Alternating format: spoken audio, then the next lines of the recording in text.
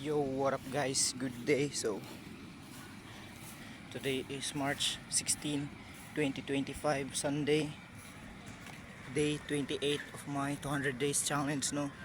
So medyo late na ta. I think mga 8:40 or 9 AM na. Nagbayaan yan pamigina, nag-alsa mig balay. Tabangan mao na late mi. So padulong mi karon mag tumig Palambong nami ako dito na tent. Ang ko ba no Dodong Works. Dodong hindi ka daawat. Ulaw. Sunday. Sakto kayong adlaw ta karon no para mag chill. Lain ba dong tiyan kanina. Bisig jogging ko. Indusa nung ko kanina noon. Kadlawon. Alas 12 sugod. Alas 12 sugod. Indusa ko. Alam, silupin na ngayon.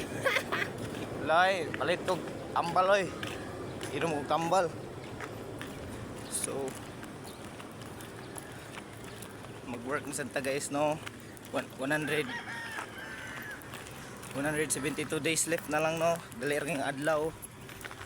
Di na to na malayan na pagka 38 na.